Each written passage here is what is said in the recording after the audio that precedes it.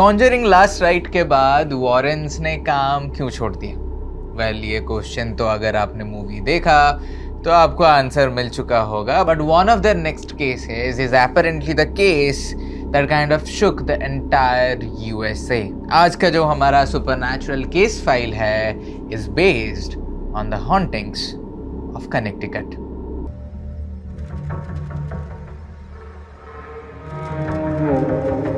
We don't think there is anything else we can do apart from performing an exorcism. The entire floor, the entire room is covered with blood. एक इंसान ऐसे कैसे कर सकता है? Every member of the family was killed by an axe. Entire room is upside down. What they're seeing is उनकी eldest daughter who was 12 years old is now levitating. The perfect condition for a demonic act to unfold. He knew right then that the devil was actually sitting with them in that room that night. The somehow scary silence so thick it feels like a weight pressing down on your chest. Others whisper with echoes of a past that refused to rest. In the 1980s, एक ऐसा घर in Southington, Connecticut ऐसा popular हुआ because of all the bad reasons that it became one of the most celebrated cases of the Warrens because of its hauntings, the things they captured and the things they had to do to resolve the haunting. कहानी है 1986 की, जहाँ पे Carmen and all Snedeker family जो थी, they were desperate because उनके जो बेटे थे Philip, he was having a type of cancer जिसको हॉजकिंस लिम्फोमा भी कहते हैं, और उनका जो डेली ट्रिप होता था to Hartford for his treatment were exhausting. So they were desperate to find a place, एक ऐसा घर, एक ऐसा एरिया जो कि करीब हो to the hospital, so that उनके जो ट्रीटमेंट है, फिलिप का जो ट्रीटमेंट है, वो स्मूथली चलते रहे, कोई डिस्टर्बेंसेस ना हो, और इतना जो लंबा टाइम होता था ट्रैवल का वो कम हो जाए। और वही डेस्परेशन में उन लोग को एक घर मिलता है। The house was big, it had a lot of rooms and they thought you know what, this is the perfect house for them, क्योंकि स्नेडकर्स फैमिली के साथ उनकी नीस भी रहती थी, टैमी, एंड दे थॉट कि for 4-5 people this is a very good place and Philip को मौका भी मिलेगा टू रेस्ट, बिकॉज कैसा होता था कि उसका ट्रीटमेंट होता था, फिर इतना लंबा जर्नी वो तय करके घर आते थे, वो और भी टायर हो जाता था। एंड एनीवे, सबको पता है जब केमोथेरेपी चल रहा होता है, कैंसर जैसी चीज़ को आप ट्रीट करने जाते हो, it is also something that is mentally exhausting.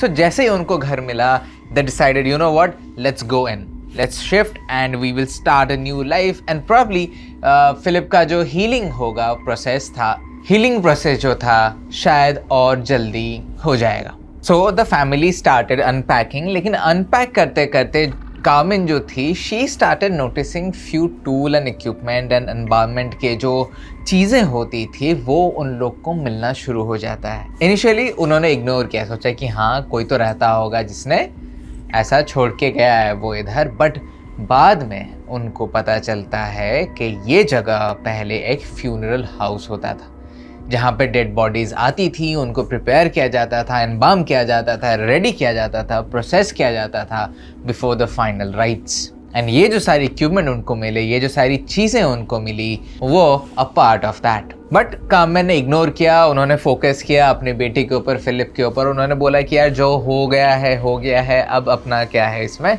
You know, maybe we should start fresh and nothing is going to affect. But little did Carmen know कि देयर आर फ्यू थिंग्स जो कि actually वो जगह कभी छोड़ के जाते नहीं हैं, and this particular house was one of those. Now initially, as you all know, अगर आप हमें शुरुआत से सुन रहे हो, शुरुआत से देख रहे हो, it all started subtly. It all started with Phillips getting a bit more affected. Treatment के वजह से फिलिप्स एनीवे काफ़ी दूर हो गया था लोगों से, and it does, you know, treatment does that.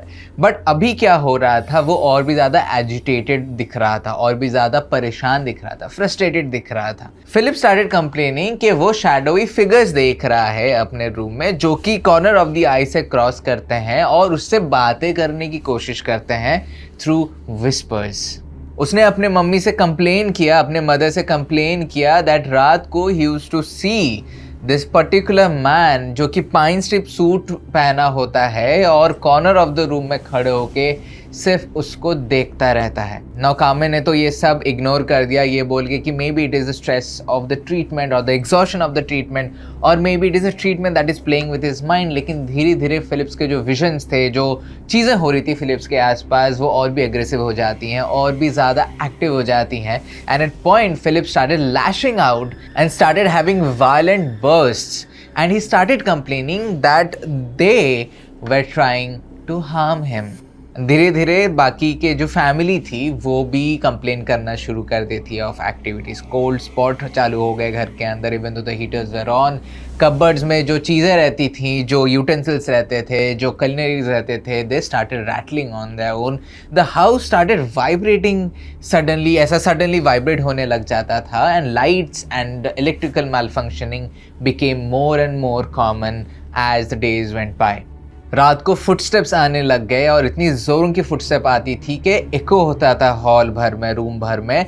और उनकी जो नीस थी Tammy, she started complaining that an unseen hand used to grab her at night.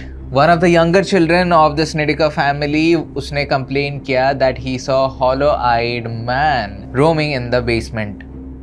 एक घर जो कि उनको एक रिफ्यूज जैसे लगा था कि इधर आएंगे तो हमको चीज़ें थोड़ी इजी हो जाएंगी, स्ट्रेस थोड़ा कम हो जाएगा, was now slowly feeding on their fear and their situation. धीरे धीरे कार्मेन को भी एक्सपीरियंस होना शुरू हो जाता है। She started complaining of someone touching her inappropriately at night and sometimes वो जब रात को उठती थी she used to find herself pinned to the bed without being able to move her head, leg, body or herself. All जो कि Carmen के husband थे, even he started complaining of similar experiences. Now ये जो सारी चीज़ें हो रही थी, they were very difficult to accept by the neighbors, by their friends, by their families.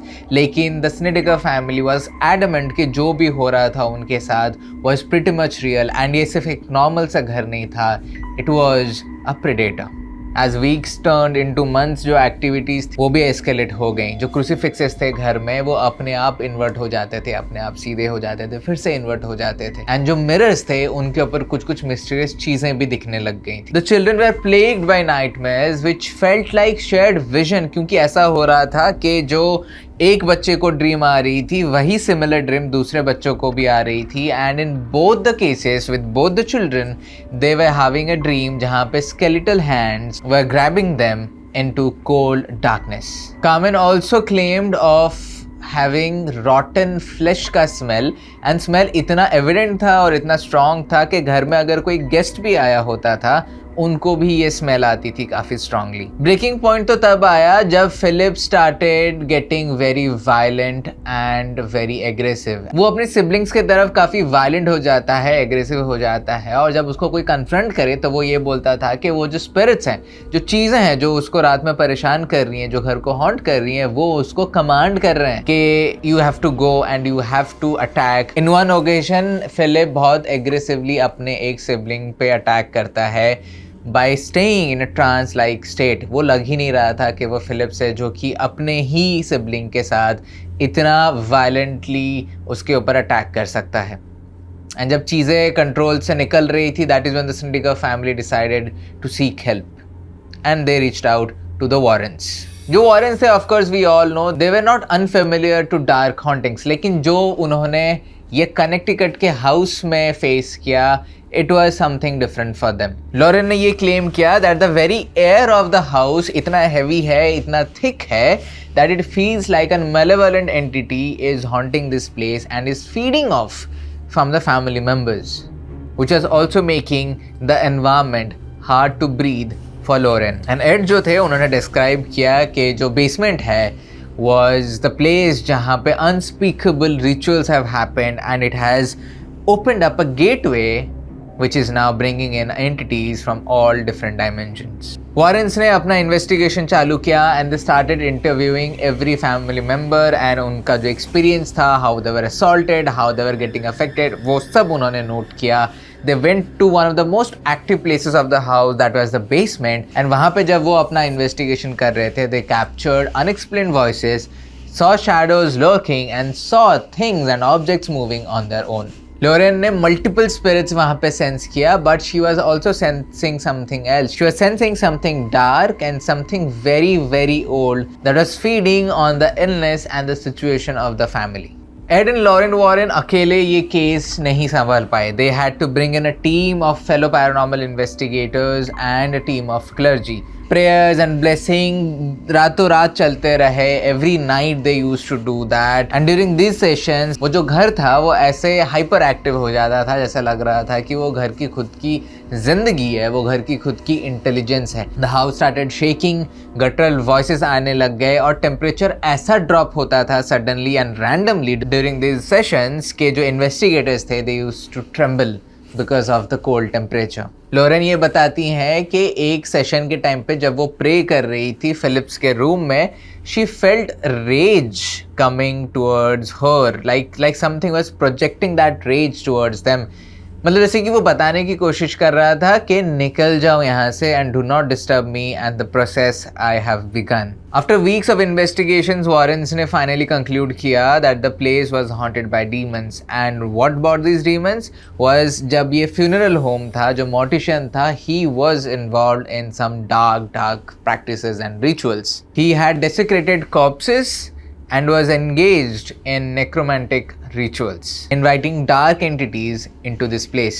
And according to Warren, ये जो entities थे, they were manipulating the spirits and were feeding off on the grief and the sadness of the family and were attacking the living.